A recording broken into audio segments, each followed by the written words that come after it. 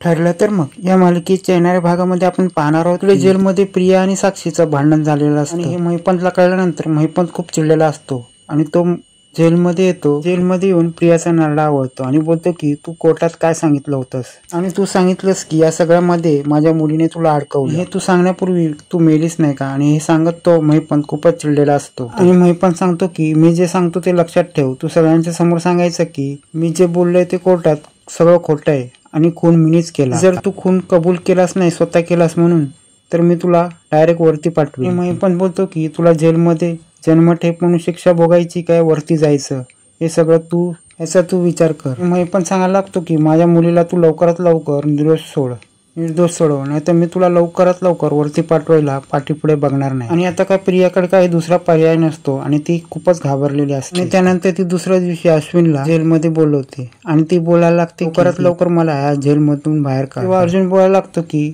मी काय पण करीन, हे जग पाहिजे सोडीन आणि तुझ्या वडिलांनी तुला सोडलं नाही पण मी तुला सोडणार नाही, मी तुला या जेलमधनं बाहेर काढूनच राहीन. त्यानंतर प्रिया सांगायला लागते की माझ्या वडिलांना पण इकडे घेऊन ये, त्यांना मला काहीतरी सत्य सांगायचं. तेव्हा इथे अश्विन बोलायला लागतो की ते तुझं आता नाव पण घेत नाही आणि मग इथे काय येतील. तेव्हा प्रिया बोलायला लागते की काय पण करू, तू माझ्या वडिलांना इथे घेऊन ये. आणि अश्विन बोलायला लागतो की ठीक आहे, मी आता रविराज काकांबरोबर बोलतो. इथे प्रिया बोलायला लागते की मी जे खोटं बोललंय ना ते मी खूप मोठा गुन्हा केला आणि त्या गुन्ह्याचं प्रायश्चित्त म्हणून मला अर्जुन आणि वडिलांशी भेटायचं आहे. तेव्हा अश्विन गडबडतो आणि बोलतो काय बोलतेस तू खरोखरच हा गुन्हा केलायस. तेव्हा इथे अश्विन बोलायला लागतो की माझा तुझ्यावर विश्वास होता आणि या विश्वासापोटी मी अर्जुन आणि सायली बरोबर भांडलो. तेव्हा प्रिया बोलायला लागते नाही, माझ्या जीवाशी आलंय, काही करून मला अर्जुन आणि रविराजची भेट घेऊन दे. जर त्यांची तू माझ्याशी भेट करून दिलीस तरच माझा जीव वाचेल, नाही तर मी वाचणार नाही. आणि अश्विनला याच्यात काय समजत नाही. प्रिया बोलायला लागते की अर्जुनचा याच्यामध्ये काय दोष नाही, त्यांनी जे केलंय ते चांगल्यासाठीच केलं. प्रिया बोलायला लागते की ज्यात मला अडकवलंय तो आहे महिपंत आणि इथेच प्रियाने पलटी मारलेली असते. त्यानंतर अर्जुन घरी येतो आणि तो अर्जुनला बोलायला लागतो की दादा मी तन्वीला भेटायला गेलो. तेव्हा अर्जुन चिडतो आणि बोलतो की तुला काय गरज होती तिकडे जायची. अश्विन बोलायला लागते की ती बोलायला लागली की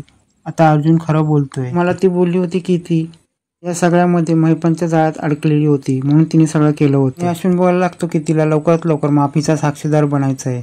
तेव्हा इथे अर्जुन बोलायला लागतो की आता ही वेळ गेलेली आहे. अर्जुन बोलायला लागतो तू तिच्या बोलण्यावर बोलशील पण मी तिच्या बोलण्यावर अजिबात बोलणार नाही. अश्विन बोलायला लागतो की तू हे सगळं बोलशील पण मी हे तिच्याशी बोलू शकत नाही कारण की ती माझी बायको आहे. आणि अश्विन बोलायला लागतो की सायली वहिनी कधी चुकते पण तू तिची साथ सोडतो काय. आणि अर्जुन बोलायला लागतो की सायली असं कधीच करणार नाही, मला तिच्यावर खात्री आहे. तेव्हा इथे अश्विन बोलतो की मी आता रविराज काकांना भेटतो आणि त्यांना ते सांगतो नक्की करायचं आहे काय ते. इथे अश्विन रविराजांना भेटतो आणि बोलतो की मी तन्वीला भेटायला गेलो होतो आणि तिने सांगितलं होतं की तिच्या जीवाला धोका आहे महिपंत कडून, तिला तुम्हाला काहीतरी सांगायचं आहे. इथे रविराज बोलायला लागतो की तन्वीच्या जीवाला धोका आहे आणि तन्वीला माझ्याशी बोलायचं. रविराज बोलतात की असं असेल तर मला तिची भेट लवकरात लवकर घ्यायला लागेल. नंतर इथे रविराज तन्वीला भेटायला जेलमध्ये जातात पण जेलमध्ये गेल्यावर तिला तिथे दिसतं की साक्षी तिला ब्लॅकमेल करत असते. ती सांगत असते लवकरात लवकर कोर्टाकडून तारीख काढ, मी लवकरात लवकर सांग की तू खून केलायस आणि जोपर्यंत तू सांगत नाहीस इथून मोक्ष मिळणार नाही आणि तू लवकरात लवकर बोलव तुझ्या वकिलाला. हे बोलून आता साक्षी प्रियावर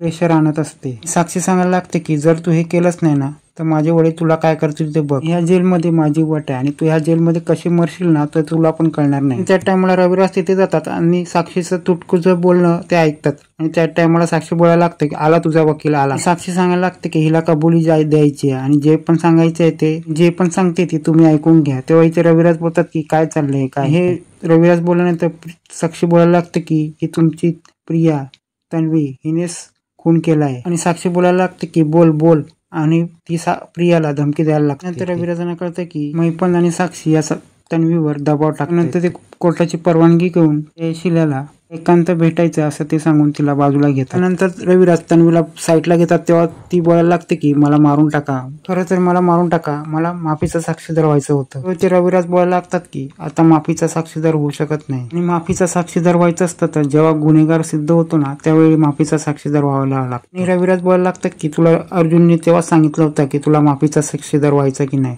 पण तू काय उत्तर दिलंस नाही. त्यावेळेला तर तू बोलली असतीस तर मला माफीचा साक्षीदार व्हायचं असेल तर तुला माफीचा साक्षीदार करता आलं असतं. आता हे सगळं घडून गेल्यानंतर आता तुला कोण आणि कसं माफीचा साक्षीदार करणार. प्रिया सांगायला लागते की हे सगळ्यामध्ये मी आता जेलमध्ये राहू शकत नाही कारण की साक्षीने मला धमकी दिली आणि जर मी तिचा गुन्हा माझ्यावर घेतला नाही ना तर ती मला जिवंत सोडणार नाही. रविराज बोलतो की तेच तुला पाहिजे. जर तुला सांगितलं होतं की तुझा गुन्हा आधीच कबूल कर तर मी तुला वाचवलं असतं, पण आता मी काहीच करू शकत नाही. पण रविराज बोलतात की आता पण काही वेळ गेली नाही, पण जे पण तू आता लपवतेस ना आणि जे तुला माहित आहे ते अजून तू कोर्टात सांगू शकते आणि ते मला सांगून टाक. आणि ते मला सांगितलं असतं मी काहीतरी करू शकतो. प्रिया बोलू लागते असं एक सत्य आहे.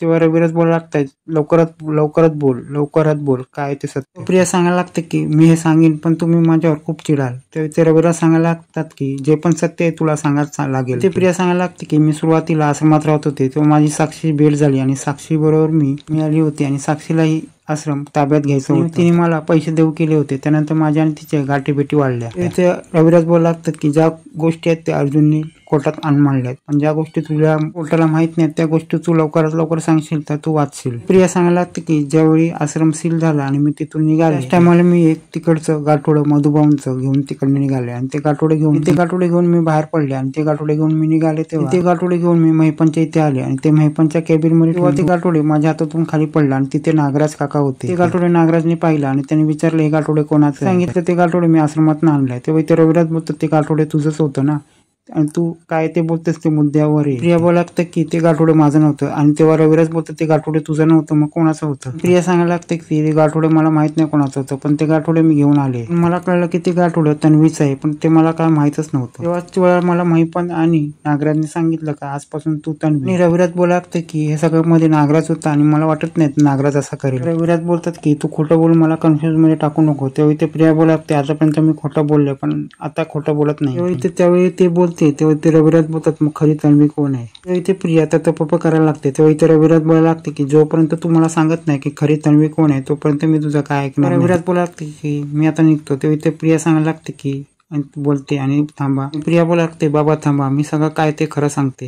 आणि त्या टाइम मला प्रिया सांगायला लागते बोलायला लागते की खरी तन्वी सायली आणि ते गाठोडे सायलीचं होतं. रविराज बोलायला लागतं की सायलीचं गाठोडं आणि सायली खरी तन्वी. प्रिया सांगायला लागते हो.